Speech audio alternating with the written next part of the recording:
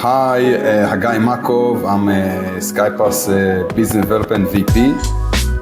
Not the easiest name to say, Hagay. In Hebrew, it's Hagay, but I'm sure we'll make it work.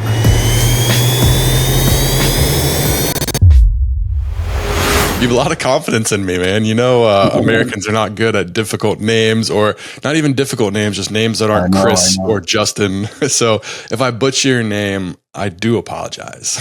No problem. I lived 7 years in the US, and when I ever go to Starbucks, I use Joe, because there was no chance that anybody will get right the Hagay, Makov, or any combination of those two.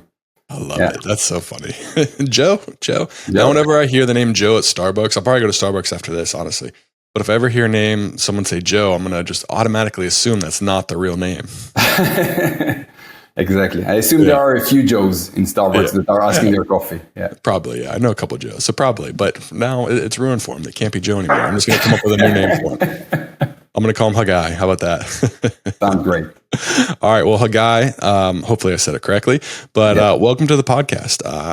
This is another Skypath episode. So if you haven't listened to any of them before, we have 2 other episodes, one with Maya, one with Guy. They've been fantastic episodes. They've been well received. My editor has always liked it. He's always enjoyed listening to these, and everyone that we've had on has always had questions about Skypath. So any chance I get to talk about a really cool app, we always try to have it come on. We always try to show the cool stuff in aviation that's coming out. But we will get to Skypath later. What I really wanted to touch on, and what we do at Pilot to Pilot, is tell personal stories as well. So I wanted to share more about you and you in aviation. So why don't you go ahead and tell me how you got in aviation? And from what I've gathered and what I've heard, it's not necessarily the standard 2-year-old, 3-year-old looking up the sky and be like, hey, airplanes, I love airplanes. Yeah, it's actually quite the opposite on that part, I have to say. So I did, like many of the pilots and employees of Skypath, I did flight school and flight academy in the Air Force, and that was my segue to aviation. However, before I joined the Army, I actually wanted to go to the Special Forces, and not actually the Air Force. In Israel, the Air Force has priority. So they have the first filter to choose from the people that go into the Army in general. And if you either not relevant, not fitted to them, obviously you'll be out of that pool, or if you fail any of the testing on the way. So again, unfortunately, I passed some of those tests before the service, and I got into flight school, and still I had this bug into the Special Forces. And I can tell you a story that I think at flight school, the first cutoff is the basic flight testing. In my time was done on a Piper, on a small Piper. And I remember my saddest day in flight school was actually the day I passed those testing, because I thought that, again, they will kick me out. You know, I was sure that I'm going to fail. I was sure they would kick me out. And then I said, okay, I will go to the Special Forces. Eventually I passed that. And as a competitive person that I am, I continued the flight school until I completed as an attack helicopter pilot. Oh my gosh. I just can't imagine you just being like, I hope I fail these so I can go do what I want to do. But you just can't let yourself fail from what it sounds like. I remember I called my parents, and I remember I had tears in my eyes during that time, just because I passed and nobody kicked me out. So I, took the decision for me. Sometimes it does help in life. It's really funny. So certainly. Yeah, it goes to show that sometimes, someone has other plans for you. And it turns out, if you're looking back, you're probably not as sad about what happened now. No, not at all. Yeah, not at all. What was it like flying a Piper for the first time? Was it for someone that didn't want to get in aviation? Was there fear at all? A lot of people look at small planes, they're like, I'm not getting that. Or was it kind of like, it's kind of exciting. There's an engine on there, so some wings. Let's go do some fun stuff. Yeah, no, it was. So the other nice thing that I actually enjoyed, I have to say, those testing. One of the challenges in flight school and flight academy in the Air Force is the fact that everybody is having their eyes on you and testing you all the time, right?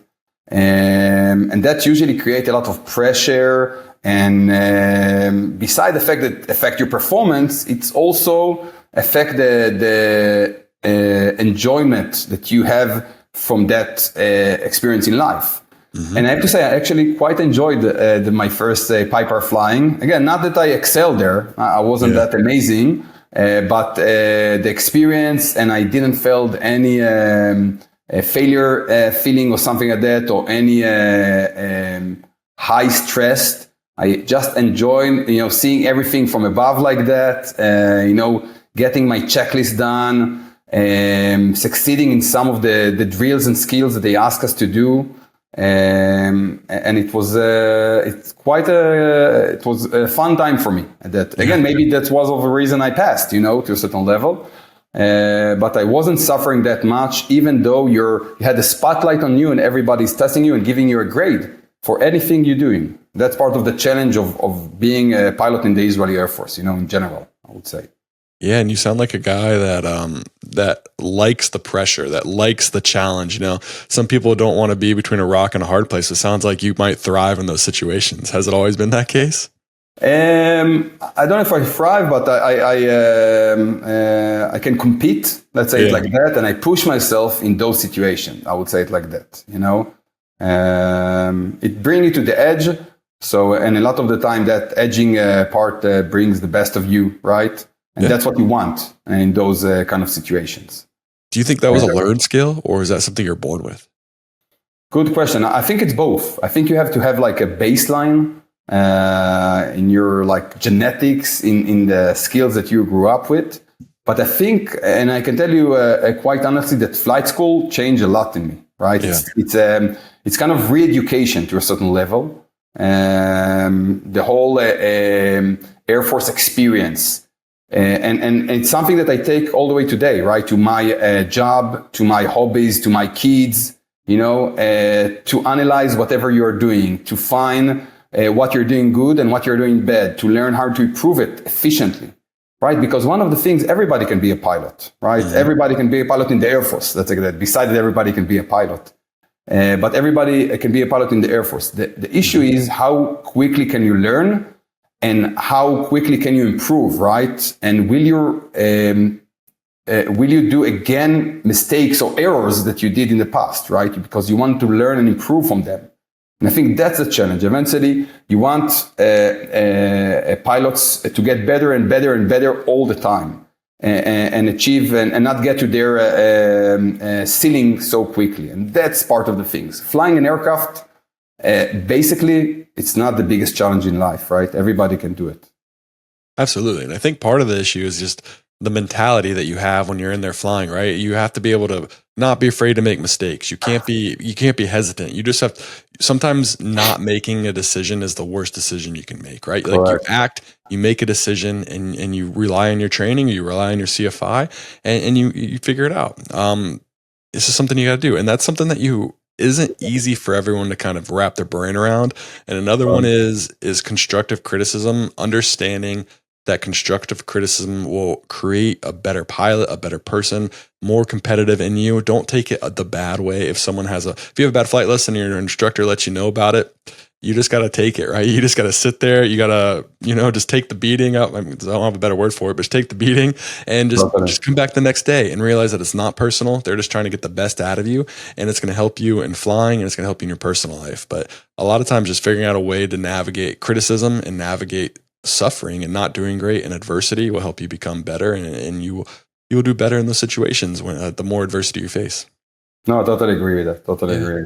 Also, what to focus on, right? In same like again when you did your pilot training, you had a bunch of errors, right? But you need to understand what should you focus for the next flight, right? Mm-hmm. What was the 3 things that you can correct that will make you much better? Because you have probably 20 things that you have to get them better or do them better, right? And that's also something that you understand very well in the Air Force, in flying in general. What do I focus on? What do I look at any time? What do I do at any moment, right? Mm-hmm. It's true for flight, right? The issue, the challenge is what do you do in every segment of the flight? What is the correct action I need to do? And then I think it helps you become a much better pilot. Yeah, totally agree. Yeah. Now, for you sound like someone that likes to have more than just one thing to be fully satisfied, right? Like where you are at Skypath now.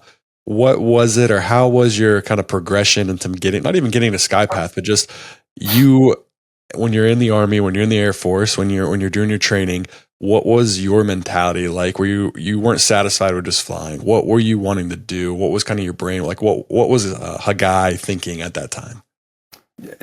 After flight school, you mean? After flight school. After flight school, you're flying the helicopter, and you're just sitting there, and you this isn't what you want. Like, not all that you want. You want more, right? So what was coming next? So again, I think I'm a person that likes to try different things and experience different things, and that was part of my service experience.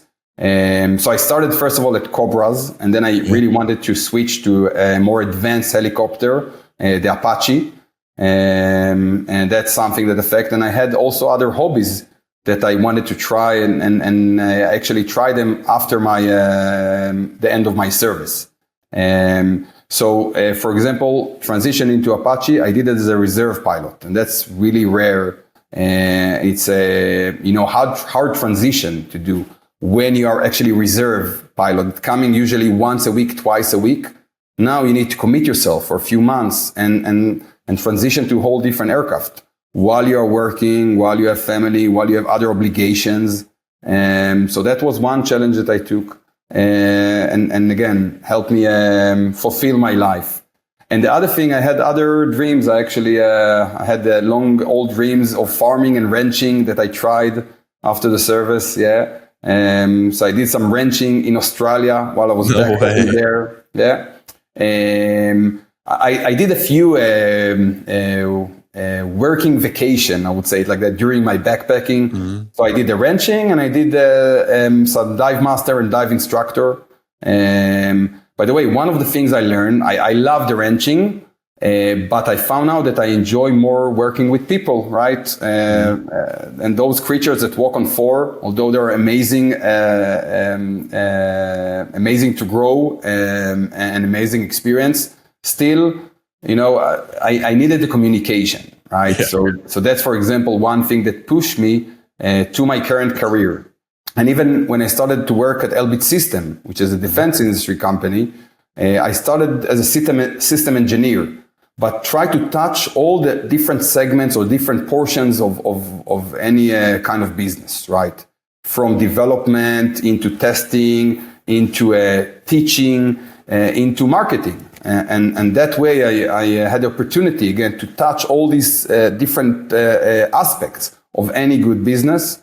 And that helped me find out what will work better for me. I would say that the biggest transition for me was when we moved, my wife pursued her PhD and we moved to the US. Damn. And then I actually transitioned from Elbit System Israel, small but nice, to Elbit US.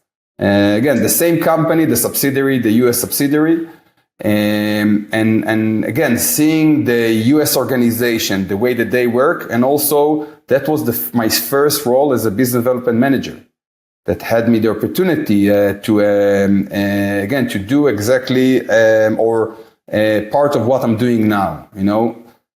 Understanding what hurt people, what affect people, and how can the product and the solution come and solve those problems.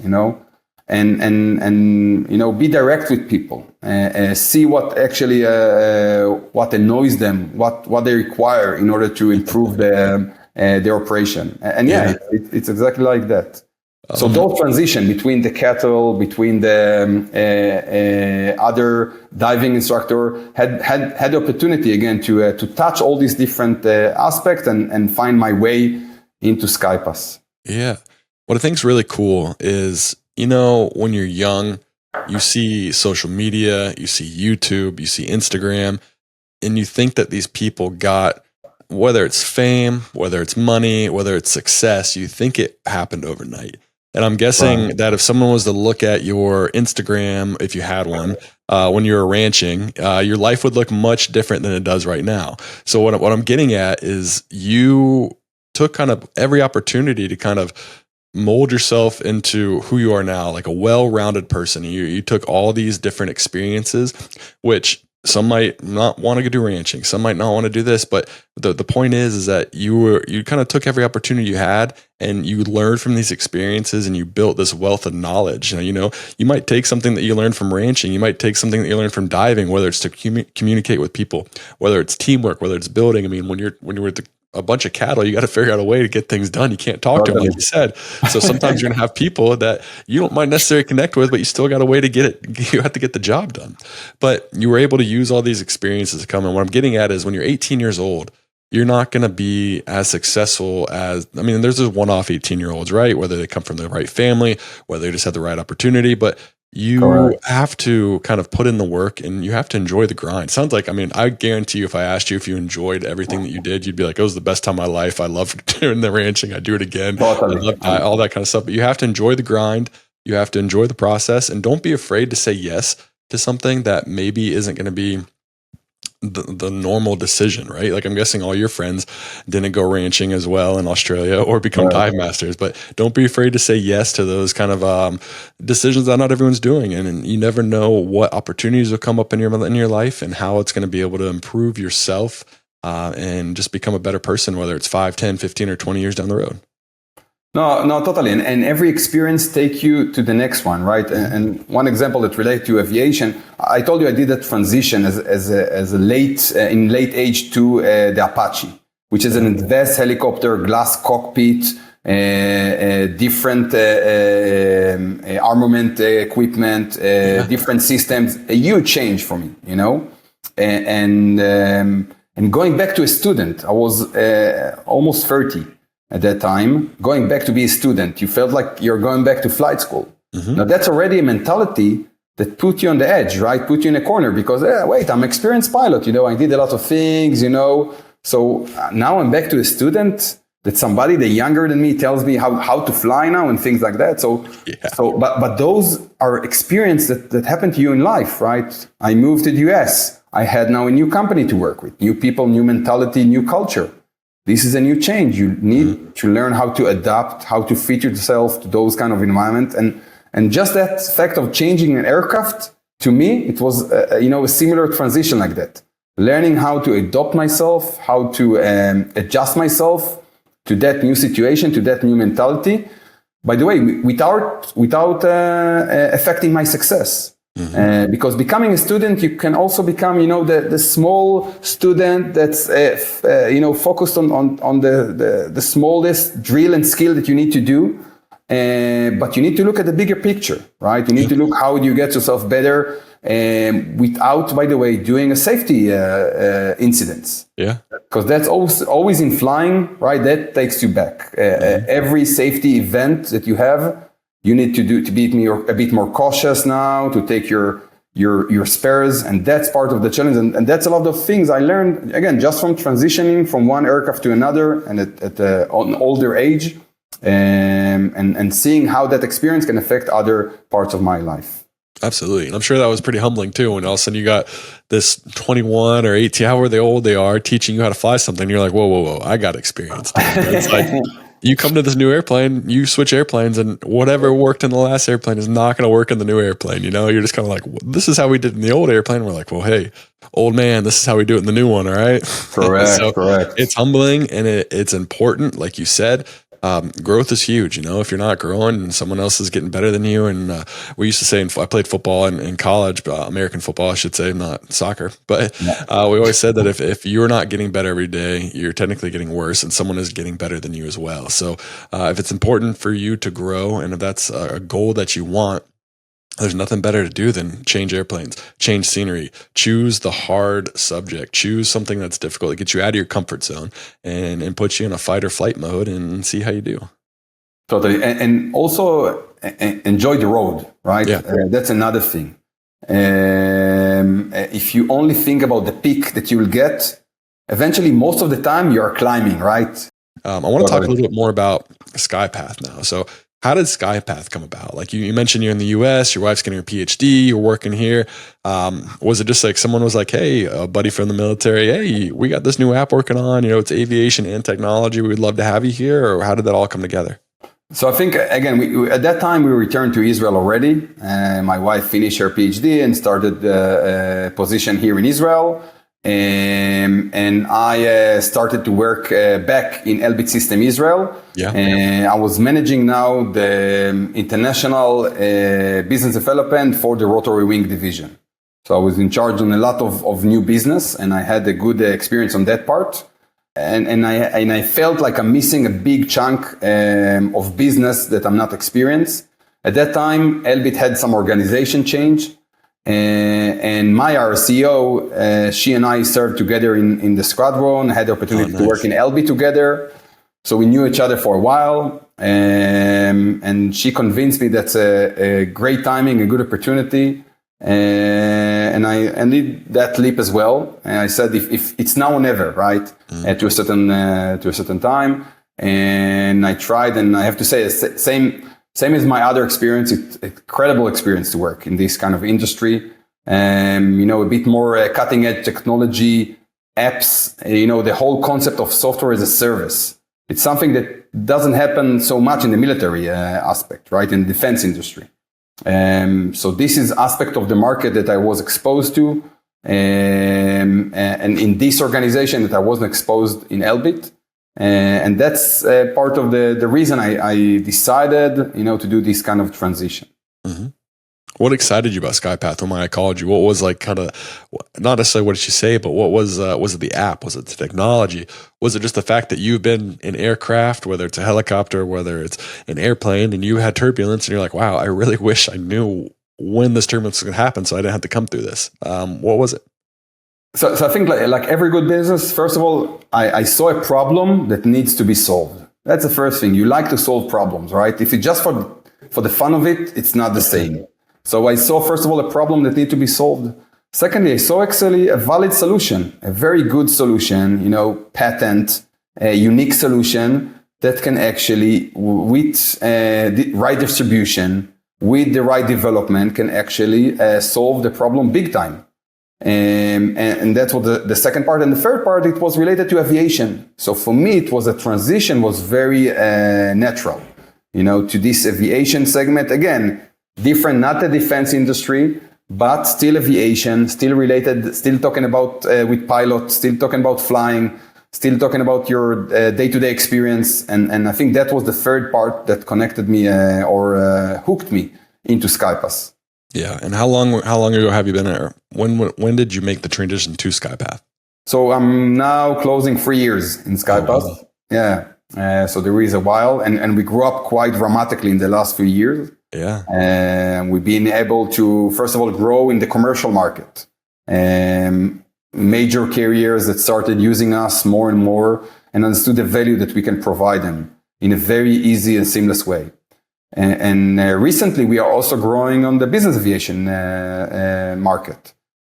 Corporate aviation or business aviation that, again, maybe they don't experience the same incidents or the same amount of incidents that happen in commercial aviation, but their overall flight experience to their passengers, to their customers is crucial, maybe even more than, in commercial aviation. Yeah.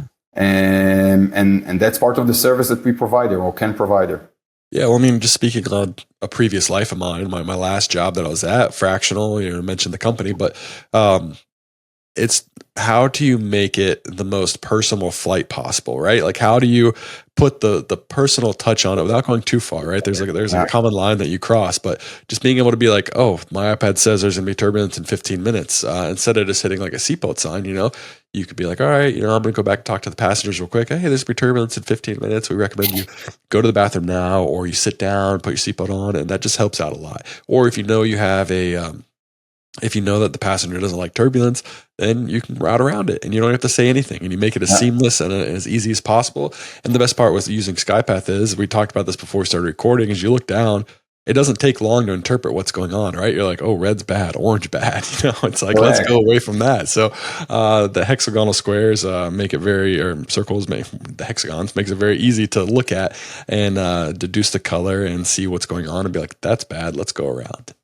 One of the best stories I had during, again, the short time I here, we started with one of the bigger business aviation company in the US. working together with them. And I think a few weeks or 2 weeks before the Super Bowl is always like the busiest time of the year for those companies. It's insane. And we had a random call that we talked about total other stuff. And then one of their chief pilot told me, listen, you won't believe what happened in the last week or 2 weeks.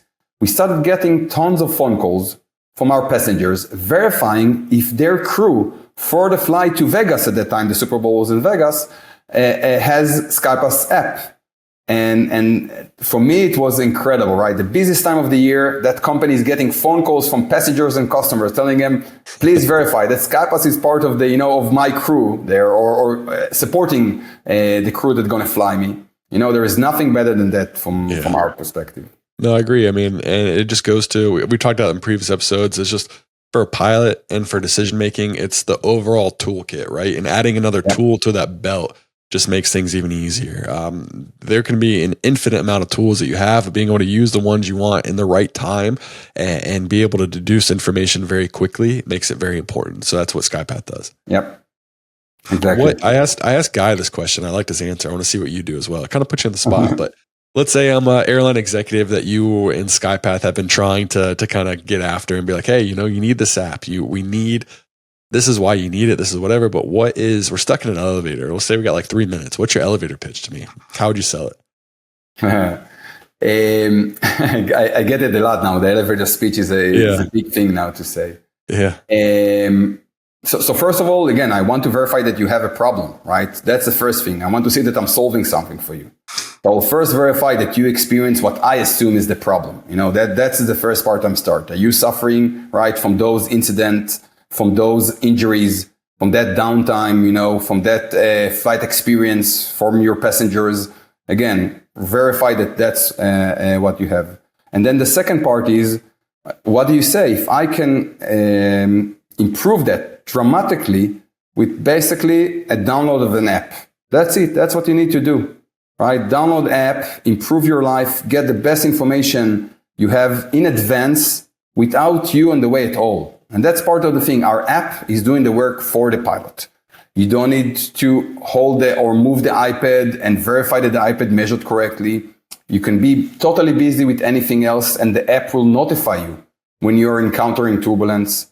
So that was the two parts from my perspective, verifying that you actually suffer from that problem, because otherwise I'm not solving anything for you, And then the other thing, tell me, that's the distance. It's downloading an app and go and try it, and this app will change your life on that turbulence mitigation.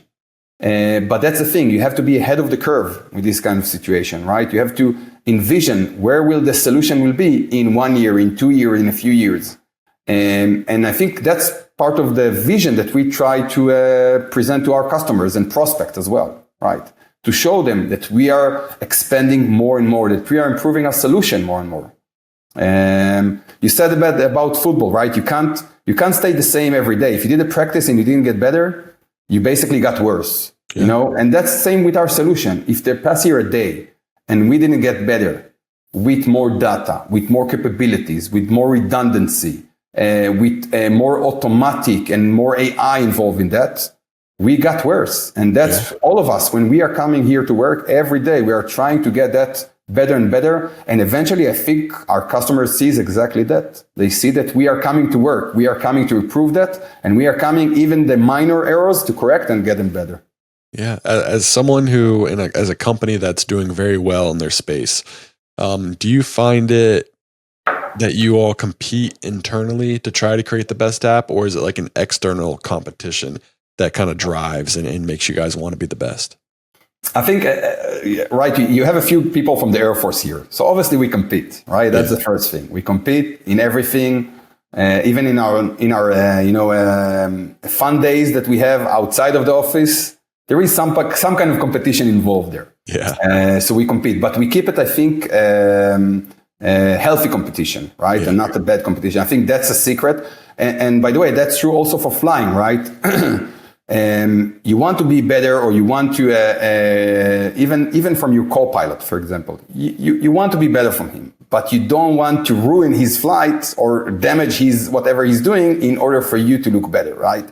So exactly. So you need to find that right combination, still be competitive, and that's we can't go around it, but have it a healthy competition and not something that will backlash to us and eventually affect the product and affect the overall company. Yeah.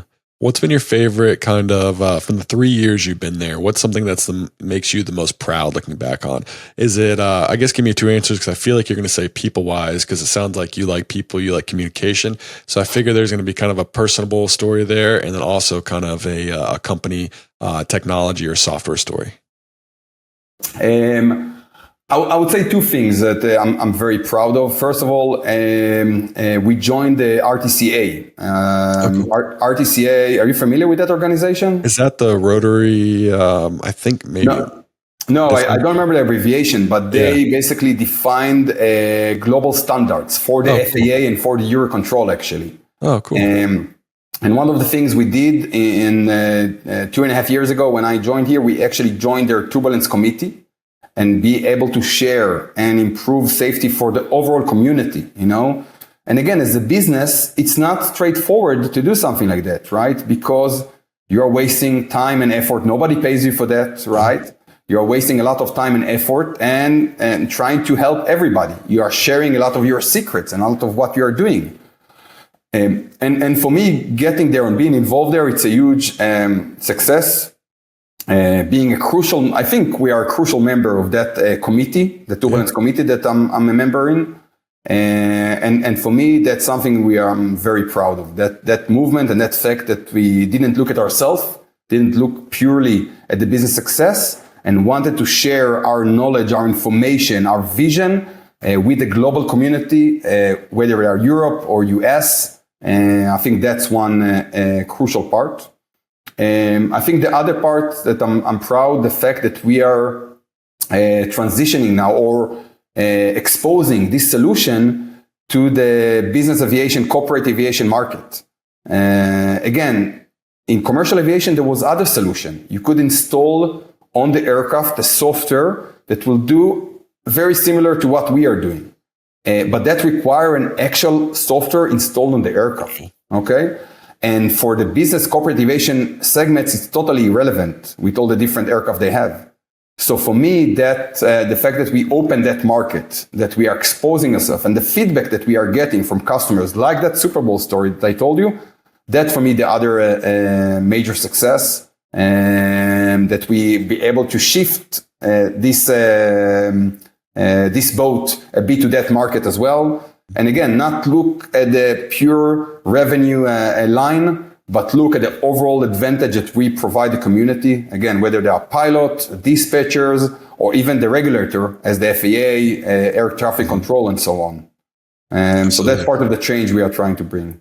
Yeah, I mean, it sounds like you started with the goal of airlines, right? Now you got business aviation, corporate, and then there's also a huge market of GA, whether GA and general aviation maybe is more an American thing than is others, but there's still some GA elsewhere, and there's still very valuable resources. And people, I mean, you can probably agree to this. Not all pilots love turbulence, right? It doesn't matter what you're flying. If you're flying a Piper, if you're flying a 747, over the ocean, it's like you want a smooth ride. If you ask any pilot, they usually want the most boring flight possible, and that is a smooth ride. So if I'm flying a Cirrus, it'd be nice to look down on an app, be like, oh, turbulence, let's go this way. So it's really cool to see what all you guys are doing. What would you say is your favorite feature to use on the app whenever you get the chance to use it? The favorite feature, I would say again, the number one feature is the notification from my perspective. First of all, again, because the expectations is for a pilot to be, to know everything around him and be on top of that and be ready. But part of the advantage with today's tools that, the pilot can do whatever he needs to do. And the solution or whatever system can actually notify him, alert him at time, and at the right moment in time, right? We talk about it in the start. You need to know what you're doing in each moment. And the notification feature that we have, automatic notification without the pilot involvement, working even in the background, to me, that's the most crucial feature, Because eventually the fact that the data is there, it's one level, but you want to bring the data into the pilot eyes, into the pilot view, and verify he's aware of them and act accordingly, right? Yeah. And to me, so that's the best and most important feature, that notification that we have. Yeah. And talking with Guy, talking with Maya, talking with you, knowing that it's just like an overall team app, right? So you can have dispatch, you can have pilots, flight attendants, maybe even I don't know for sure if there's a passenger version, but I feel like I remember hearing something about passengers as well. So now maybe it's not best to give the passengers all the information, right? But having the ability to know what they went through or what was right there or the decision that was made, But it's an essential safety app, right? Like we mentioned in the toolkit and the tool belt for multiple people to look at, have eyes on to make sure what everyone wants when they fly commercially or whenever they fly private is to have a safe flight and land at their destination. So it's just a great tool to have and to be able to use. Correct. No, I agree. It's and I think passenger is on the roadmap. It will get there. It will get there. No doubt about it. And I think you said something very true. It's you need to bring the right information to the right person, right? We talk about pilot, flight attendant, dispatchers. They don't need the same information, right?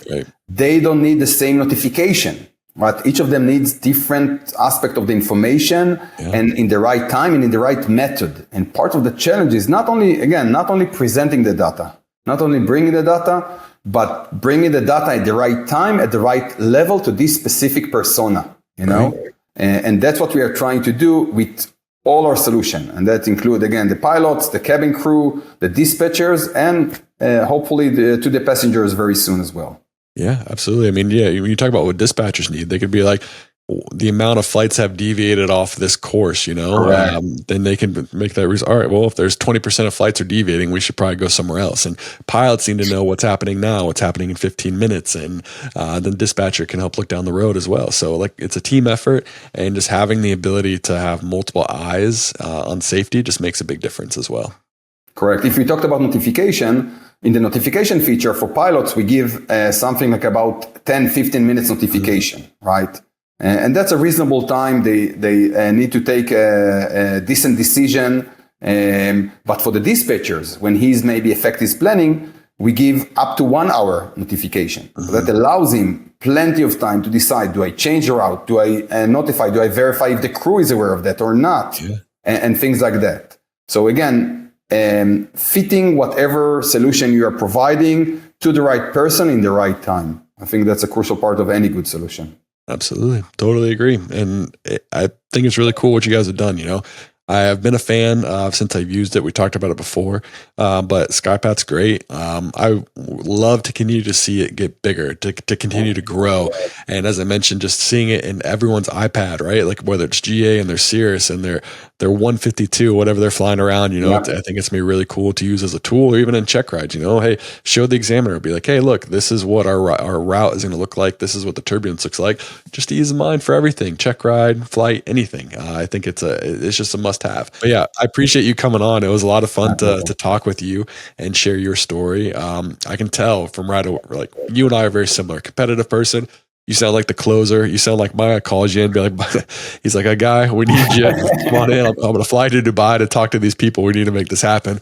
But I appreciate you coming on, and your story is awesome. And I love how well-rounded you are, and that you weren't afraid to say no to certain situations, like to go be a rancher in Australia, which when I was leaving college, I wanted to move to Australia, New Zealand so bad. Not necessarily to be a rancher, but just to be a part of the culture and be down there and maybe surf a little bit. But it was really cool to hear your story and talk about Skypath, and I can't wait to see where it goes.